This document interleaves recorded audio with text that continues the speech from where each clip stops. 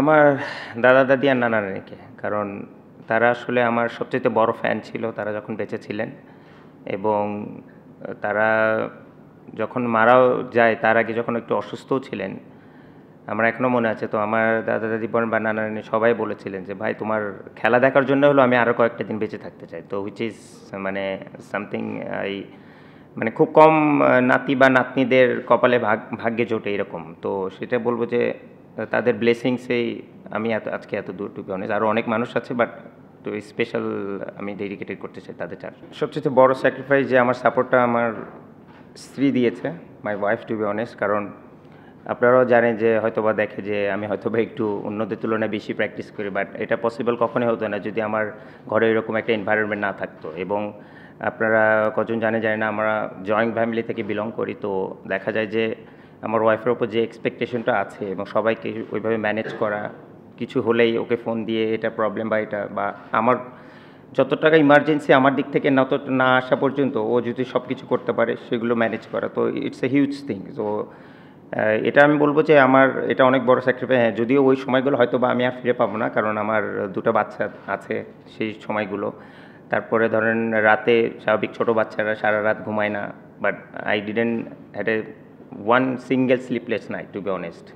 কারণ সেই ম্যাক্সিমাম সময় না, পুরোটা সময় সেই রাত জেগে বাচ্চাদেরকে মানুষ করেছে এবং আমাকে ওই টেনশন থেকে মুক্ত করার চেষ্টা করেছে। So which is I am really really for ever তার কাছে গ্রেটফুল। হয়তো বা কখনো এরকম করে তার সামনেও বলা হয় না, তো এটারও একটা কমপ্লেন আছে। বাট টু বি অনেস্ট সে দেখতে বলবো I was really really lucky on that part. কারণ এটা একটা হিউজ পার্ট, যদিও অলমোস্ট আমার 11 বছরের মতো হয়েছে সংসার লাইফ, বাট আমি মনে করি যে আমার ক্রিকেটের ইম্প্যাক্ট যদি আপনারা 2014 পর থেকে দেখেন, it's a huge part in my life. So on that regards I really thanks. না, আলহামদুলিল্লাহ, এটা তো আসলে আমি নিজেও আসলে বিলিভ করতে পারি না যে being a specially player from Bangladesh will play 100 tests. So it's really a huge achievement. That's not only because of my name, but I think for any cricketer, for any nation, it's a proud moment. So obviously ভালো লাগছে যে সেই ব্যক্তিটা আমি হতে পেরেছি। তো that means আমার উপর রেসপন্সিবিলিটিটা অন্যরকম বেশি, তো সেটা চেষ্টা করব। আর যে কটা ম্যাচই হয়তো যেভাবেই খেলতে পারি ইনশাল্লাহ চেষ্টা থাকবে যেন সেটার প্রতিফলন দিতে পারি মাঠে, আর সাথে সাথে যেন ড্রেসিং রুমের আমি যাওয়ার পরে এমনও যেন 1-2টা প্লেয়ার দিয়ে রেখে যেতে পারি যেন সেই গ্যাপটা যেন পূরণ হয়ে যায় ইনশাল্লাহ। না, 100 ইটস হিউজ নাম্বার। তো by the time I reach there এগুলো সব কিছু শিখে গেছি আশা করি। তো সেটাই এক্সপিরিয়েন্সটাই গ্যাদার করার চেষ্টা করেছি এবং কাম থাকার চেষ্টা করেছি। আর to be honest, I really thanks again to BCB. What they planned that morning, it really feels great and I really feel honored on that yesterday especially. So আমি মনে করি যে অ্যাটলিস্ট যেটা আমি আবারও বলি যে শুধু আমি না, আমি মনে করি এই যে রিকগনিশনগুলো যদি থাকে, আমার মনে হয় যে কোনো ক্রিকেটার বলেন বা যে কোনো ইন্ডিভিজুয়ালের জন্য বলে তার জন্য বড় একটা ইন্সপিরেশন থাকবে। অ্যাটলিস্ট এখন আমি মনে করি বাংলাদেশে অনেক প্লেয়ারও ভাবে যে হ্যাঁ তারাও 100 টেস্ট খেলতে পারে, বা এমন ভাবে যে এক টেস্ট টিমে যেন আমিও খেলতে পারি। তো এই স্বপ্নটা দেখা খুবই ইম্পর্টেন্ট এবং আমার মনে হয় যে তারা যেটা করেছে, যে সম্মানটা আমাকে দিয়েছে, আই রিয়েলি এনজয়েড এবং আই রিয়েলি অনার্ড। শুধু টেস্টে না, না অল ওভার যদি বলেন আমি মনে করি যে ডেফিনেটলি আপনি যখন একটা যে কোনো ফরম্যাট শুরু করবেন বা ইয়াং হিসেবে শুরু করবে, আপনি সবসময় যে প্রথম থেকে ভালো খেলতে থাকবেন, it's not like that. But the way I improve each and every day and the way I improve each and every year, that's the আমি বলবো যে highlight in my career. So still I am trying to learn because last 20 years I haven't batted for a whole day and 99 I never not out. So that's one of my new experience, so which is I really enjoyed to be honest. এবং আমি মনে করি যে এই still cricket এমন একটা খেলা যে আপনি 20 বছর পরেও অ্যাটলিস্ট বুঝতে পারতেছেন যে এখানে আরও কত কিছু জায়গা আছে যেখানে আপনি অনেক কিছু নতুন নতুন এক্সপিরিয়েন্স করেন। তো which is I really enjoyed last night as well. So এই জিনিসটা আমার কাছে মনে হয় যে আমার দিক থেকে যদি বলেন যে আমার ক্যারিয়ারের প্রতিদিনটা আমি চেষ্টা করি যে কীভাবে ইমপ্রুভ করা যায়, এবং এটাই আমার ক্যারিয়ারের সবচেয়ে বড় হাইলাইট পয়েন্ট। আমি এক্সপেকটেশন যদি বলেন, আসলে প্রত্যেকটা ম্যাচে আমার চেষ্টা থাকে যে আমি যেন আমার বেস্ট এফোর্টটা দিতে পারি এবং টিমের উইনিং কজের জন্য আমার কন্ট্রিবিউশনটা যেন যত বেশি করতে পারি। আর গতকালকে ম্যাচের শুরুতে আমি একটা কথা বলেছিলাম হার্ডলে যে 100 ম্যাচ হোক আর আমার বা যে কোনো মাইলস্টোন হোক, it's always team come first. এবং আমি এটাই বলেছি যে বাংলাদেশের জন্য আমি মুশফিকুর রহিম, আমার কাছে মনে হয় যে একটা সমুদ্রের একটা ফোঁটা, পানির ফোঁটা। তো আমি মনে হয় যে আমার নামটা ইটস এ ডিফারেন্ট পার্ট।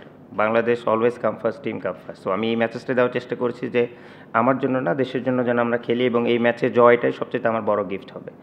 তো it doesn't matter weather I score or not, but আলহামদুলিল্লাহ ভালো লেগেছে যে একটা কিছু কন্ট্রিবিউট করতে পেরেছি, এবং ডেফিনেটলি চাবো যে এই ম্যাচটা যেন জিতে, সেটা আরও যেন সেলিব্রেট করতে পারি ইনশাআল্লাহ। ছিলাম যে গতকালকে যেন হয়ে যায়, কারণ স্বাভাবিক একটা যে কোনো milestone, it's not that easy, but আসলে আরেকটা ওভার হলেও হতে পারতো, but at the end of the day তারাও এখানে খেলতে আসছে, এটাও একটা ট্যাকটিক্যাল থিং। আমরা হয়তো ওই পাশে ফিল্ডিং করলে আমরাও ডেফিনেটলি এরকমই করার চেষ্টা করতাম, but at the same time আমার আসলে 100 করার চাইতে আমার ইচ্ছা ছিল যে আমি যেন বড় একটা 100 করতে পারি। তো এটা নিজেকে মোটিভেট করার চেষ্টা করছি যে 1 রান না, আমার still maybe I can add another 60-70 more runs for the team, and make sure Liton যতক্ষণ আছে ওকেও যেন 100 করার পর্যন্ত আমি থাকতে পারি। তো সেটাই আমার ছিল মোটিভেশন। তো সেদিক থেকে ট্রাই করার চেষ্টা করেছি, বাট আনফর্চুনেটলি হয়নি। But Miraz they played really well after that. না, টু বি অনেস্ট, আমি যদি সত্যি কথা বলি, কখনোই আমার এই ড্রিম ছিল না যে আমি বাংলাদেশ হয়ে 100টা টেস্ট খেলবো। বাট এটা সত্যি, আমি এর আগেও সেভারাল টাইমস বলেছি যে যদি 3টা ফর্ম্যাটের মধ্যে কোনো একটা ফর্ম্যাট বেছে নিতে বলেন যে test cricket, that's my ultimate goal. এবং আমি যতদিন পারবো চেষ্টা করবো টেস্ট ক্রিকেটে যেন খেলে যেতে পারি, এবং সবার লাস্টে আমি টেস্ট ক্রিকেটটা ছাড়তে চাই, যেটা আমি এর আগে বলেছি। আর টেস্ট ক্রিকেট খেলতে হলে ডেফিনেটলি আপনাকে এক্সট্রা ফিটনেস এবং এক্সট্রাভাবে ওইরকম করে পারফরমেন্স ঠিক রাখতে হবে। তো সেটার জন্য আমি নিজেকে প্রিপেয়ার করার চেষ্টা করি, আর সবসময় প্রত্যেকটা সিরিজ বাই সিরিজ বলেন বা ম্যাচ বাই ম্যাচ বলেন, বাংলাদেশের হয়ে সেভাবে করে কন্ট্রিবিউট করার চেষ্টা করি। কারণ না, স্মৃতিচারণ বলতে দেখেন, আমি আসলে ওই টেস্ট নিজেও জানতাম না যে আমি ওই টেস্ট খেলবো, টু বি অনেস্ট ফ্র্যাঙ্ক। কারণ আমি যখন আন্ডার-19 থেকে আমাকে ইংল্যান্ডে পাঠানো, আমি তখন আন্ডার-19 অস্ট্রেলিয়ায় ছিলাম। তো আমাকে যখন বলা হলো যে আমি ইংল্যান্ডে যাব, ওখানে আমাদের পাইলট ভাই ছিলেন, তো ওখানে আমাদের 3টা প্র্যাকটিস ম্যাচ ছিল ওদের মানে কাউন্টি টিমের সাথে। তো আমাকে বলা হয়েছিল যে তুমি হয়তো 1টা বা 2টা খেলো, সো দ্যাট আমাদের মেইন কিপার যিনি আছে উনি যেন রেস্ট থাকে, হুইচ ইজ ফেয়ার এনাফ। কারণ 3টা প্র্যাকটিস ম্যাচ খেলা বা 2টা টেস্ট খেলবেন, এটা যে কোনো একজন হিউম্যান বিংয়ের জন্য অনেক বড় স্ট্রেচ। তো তারপর আমি 2টা প্র্যাকটিস ম্যাচ খেলে, তারপর ভালো খেলে, তারপর আমাকে বলে টেস্ট খেলাবে। তো হচ্ছে মানে আমি যদি মেন্টালি একটা প্রিপারেশন ওইরকম থাকে যে হ্যাঁ আমি গিয়ে যে কোনো সময় খেলতে পারি, ইটস ডিফারেন্ট ইস্যু। বাট আমি মনে করি আমার তাকদির ওইভাবে লেখা ছিল, এবং সেটা হয়েছে আলহামদুলিল্লাহ। I was really lucky on that. বাংলাদেশের হয়ে তো ভাই পরের টেস্ট খেলাই টাফেস্ট মোমেন্ট, এটা হচ্ছে সবচেয়ে বড় রিয়েলিটি। আর বিং এ ব্যাটসম্যান, যেখানে আমার আর কোনো সাইড নাই, তো এটা সবচেয়ে toughest moment. Every innings is so vital, এবং every innings is so special. আর সুইট মোমেন্ট যদি বলেন, ডেফিনেটলি আমি মনে করি যে ইনিংসে আমি ফার্স্ট ডাবল সেঞ্চুরি করেছি, যেটা আমি বললাম যে আলটিমেট গোল হচ্ছে বাংলাদেশ ক্রিকেটটাকে কীভাবে উপরে নিয়ে যাওয়া যায়। তো আপনি যতক্ষণ পর্যন্ত একটা জিনিস আপনার চোখের সামনে অ্যাচিভ না করবে যে কেউ, আসলে তখন পুরো গ্রুপে ওই বিলিফটা থাকে না। তো এখন যেহেতু ওই 200 করার পর থেকে অ্যাটলিস্ট অন্যরাও বিলিভ করা শুরু করেছে যে হ্যাঁ we can make some big runs. তো এবং আমি মনে করি যে এই 100 টেস্ট খেলার পর অবভিয়াসলি বাংলাদেশের ক্রিকেটে আরও অনেকেই ভাববে যে টেস্ট খেলা যেন, কারণ যে ব্যক্তিটা 100টা টেস্ট খেলবে অ্যাটলিস্ট ওই রকম যদি মেন্টালিটি থাকে, ওই রকম যদি স্কিল সেট থাকে, তাহলে ডেফিনেটলি বাংলাদেশের ক্রিকেটে উপরে যাবে আমি আশা করি। না, সোফার আমি বললামই তো যে সোফার আলহামদুলিল্লাহ আমি ফিটনেস ওয়াইজ বলেন বা স্কিল সেট অনুযায়ী বলেন, I am quite happy where I am now. But as the days মানে যাচ্ছে, আমাকেও অবশ্যই ওরকম করে আরও ইমপ্রুভমেন্ট করতে হবে, এবং সেই জায়গাটা আমি জানি, এবং ইনশাআল্লাহ সেভাবে চেষ্টা করে যাব। আর যেটা বললাম যে বাংলাদেশ হয়ে প্রত্যেকটা টেস্ট খেলা আমার জন্য অনেক স্পেশাল। আর আশা থাকবে যতটুকু কন্ট্রিবিউট করা যায় এবং যতদূর খেলা যায়, যতদিন পর্যন্ত আমার টিম ম্যানেজমেন্ট আমাকে চায় বা টিম চাই, এবং আমি যেটা ফিল করি নিজের ভিতর থেকে, যদি চাই যে হ্যাঁ আমার টিমে দরকার আছে, ততদিন পর্যন্ত আমার খেলার ইচ্ছা আছে। দেখেন বাবু, আমি একটা কথা বলি ফ্র্যাঙ্কলি, টু বি অনেস্ট, আমি আসলে একজন বোরিং পার্সন।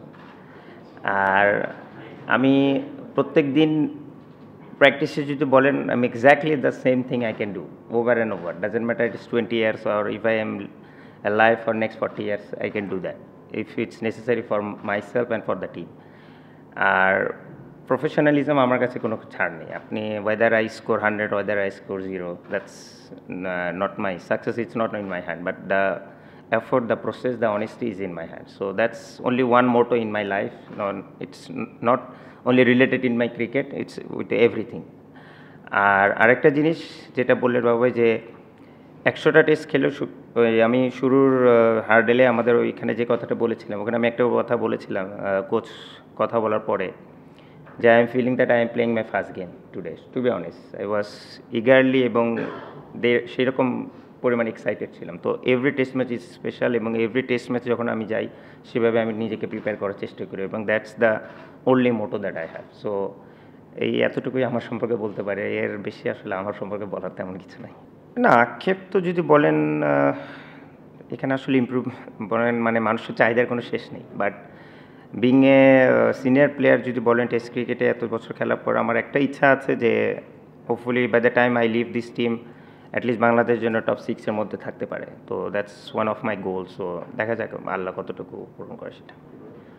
না ক্যাপ্টেন্সি না আক্ষেপ নেই। কারণ বাংলাদেশের প্রেক্ষাপটে আসলে ক্যাপ্টেন্সি করাটাও একটু চ্যালেঞ্জিং এবং একটা ক্যাপ্টেনের পক্ষে যেরকম রিসোর্সেস থাকা দরকার বা যেরকম বেসিক রুলস থাকা দরকার সেটাও আসলে আমাদের ওই প্রফেশনালিজমটা এখনও গড়ে ওঠেনি টু বি অনেস্ট। তো আমার কাছে মনে হয় যে সেই প্রেক্ষাপট থেকে তাও যে আমি কতটা করেছি আমিও শিওর না, মেবি 30+ সামথিং লাইক দ্যাট। তো in that regard I can say that I was really lucky on that part as well. But যেটা বললেন যে হ্যাঁ চ্যালেঞ্জও অবশ্যই, বাট আমার মনে হয় যে কোনো ক্যাপ্টেন যারকেই হোক তাকে যদি দীর্ঘ সময়ের জন্য দেওয়া হয় তার জন্য বেটার হয়। একটা টিমের বন্ডিং বলেন বা তার একটা প্ল্যানিং বলেন, তো সেইটাই বলবো যে এই জায়গাটায় যদি আমাদের টিম ম্যানেজমেন্ট বলেন বা যারা আছেন এটা নিয়ে কাজ করে তারা যদি এই জায়গাটা একটু ফোকাস করে আমার মনে হয় যে টিমের রেজাল্টটা আরও কনসিস্টেন্সিটা বাড়বে রেজাল্ট। না আপনার একটা প্লেয়ারের আমি মনে করি যেটা আমি বললাম যে 3টা ফর্ম্যাটের মধ্যে সবথেকে আলটিমেট ফর্ম্যাট হচ্ছে টেস্ট এবং টেস্টের সবচেয়ে বড় জিনিস হচ্ছে আপনার ব্যাগি গ্রিন ক্যাপ। তো এটার মর্যাদা যদি একটা প্লেয়ার না বোঝে এটা আসলে তাকে বলে বোঝানো যায় না। আর আপনি যদি খেয়াল করে দেখেন আমি এমন কোনো টেস্ট ম্যাচে যেখানে ক্যাপ ছাড়া ফিল্ডিং করি বা কিপিং করি, তো সেই দিক থেকে বলবো যে হ্যাঁ এটা একটা বলতে পারেন যে এই ক্যাপটা শুধু ফিল্ডিং করতে করতে অবস্থা খারাপ হয়ে গেছে, কারণ ক্যাপ পরে খুব রেয়ার আমি ব্যাটিং করি, কারণ হেলমেট পরে ম্যাক্সিমাম সময় ব্যাটিং করা হয়। But that's one of my symbol. তো আমি মনে করি যে এটা অনেক বড় একটা পাওয়া আমার জন্য এবং hopefully till death I will carry this. আমার দাদা দাদি আর নানা নানিকে, কারণ তারা আসলে আমার সবচেয়ে বড় ফ্যান ছিল তারা যখন বেঁচে ছিলেন এবং তারা যখন মারাও যায় তার আগে যখন একটু অসুস্থও ছিলেন আমার এখনও মনে আছে। তো আমার দাদা দাদি বোন বা নানা নানি সবাই বলেছিলেন যে ভাই তোমার খেলা দেখার জন্য হলো আমি আরও কয়েকটা দিন বেঁচে থাকতে চাই। তো হুইচ ইজ মানে সামথিং আই মানে খুব কম নাতি বা নাতনিদের কপালে ভাগ্যে জোটে এরকম। তো সেটা বলবো যে তাদের ব্লেসিংসেই আমি আজকে এত দূর টু বি অনেস্ট। আরও অনেক মানুষ আছে বাট তো স্পেশাল আমি ডেডিকেটেড করতে চাই তাদের 4জনকে। না দেখেন ইন্টারন্যাশনাল ক্রিকেটে আপনি সার্ভাইভ করতে হলে স্বাভাবিক আপনাকে অবশ্যই আপনি নিজের খেলাকে অনেক ইমপ্রুভ করতে হবে। আপনি যখন শুরু করবেন আপনার অনেক জায়গা থাকবে যেখানে আপনি 3-4টা জায়গায় স্কোরিং শট থাকে, তো আপনি যখন বাই দ্য টাইম যাবেন আপনাকে ওটাকে 8-9টা জায়গায় স্কোরিং অপরচুনিটি করতে হবে। তো এই জন্য আপনার স্কিল সেটটাও বাড়াতে হবে। আর এটাও সত্যি যখন আপনি যত বেশি খেলবেন আপনাকে নিয়ে তত অ্যানালাইসিস তত বেশি হবে। তো আপনাকে একটু এক স্টেপ ওদের কাছ থেকে আরও একটু এগিয়ে থাকতে হবে। সেদিক থেকে বলবো যে আমি চেষ্টা করেছি নিজেকে ওইভাবে করে স্কিল সেটটা ইমপ্রুভ করার।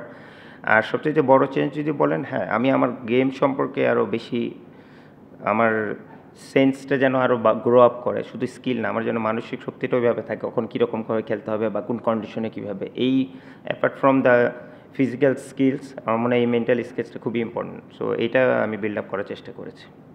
না পিছিয়ে আছি দেখেন আমরা 1 বছরে যেটা বললেন যে জোর 8 বছরে 100টা টেস্ট ম্যাচ খেলে ফেলে অলমোস্ট 8-9 বছরে তারা, কারণ ইন্ডিয়া অস্ট্রেলিয়া আর ইংল্যান্ড এত বছর টেস্ট ম্যাচ খেলায়। যেরকম আজকে যদি দেখেন যে এই টেস্ট ম্যাচে লিটন বা আমি বা যারা মোটামুটি কন্ট্রিবিউট করেছে এরপরে আমাদের 4 মাস ওয়েট করতে হবে। তো লিটন করতে হবে না কারণ ও আরও ফরম্যাট খেলে, বাট আমাকে 4 মাস ওয়েট করতে হবে আমার নেক্সট ইনিংস খেলার জন্য, যদি এই ইনিংসে আর না খেলতে হয় বা যদি খেলতেও হয় এরপরে টেস্ট খেলার জন্য। তো একটা ব্যাটসম্যানের জন্য এটা অনেক বড় একটা প্রবলেম, কারণ আপনি একটা যখন রিদমে আসবেন আপনি যদি ব্যাক টু ব্যাক অ্যাটলিস্ট 4-6টা বা 7টা ম্যাচ না খেলেন ওইভাবে আপনি করে আবার নতুন করে এসে খেলাটা এটা ভেরি ডিফিকাল্ট। তো আমাদের সবচেয়ে বড় মাইনাস পয়েন্ট ছিল যে আমরা বছরে এত পরিমাণ কম টেস্ট খেলতাম, তো দেখা যেত যে প্রতি বছরেই নতুন করে একটা 11 আসছে, তো তাকেও সেট হইতে একটু সময় লাগে, আবার নতুন একটা ব্যাটসম্যান আসছে। তো এটা একটা অনেক বড় সেটব্যাক ছিল। বাট লাস্ট 4-5 বছর যেভাবে consistently Bangladesh cricket test cricket খেলছে অ্যাটলিস্ট আমার কাছে মনে হয় যে এখন আমাদের উচিত, এবং আমাদের ব্যাটিং ইউনিট স্পেশালি অনেকেই আছে যারা কিনা 50+, 30+ অলরেডি ম্যাচ খেলেছে, তো আমাদের উচিত অ্যাটলিস্ট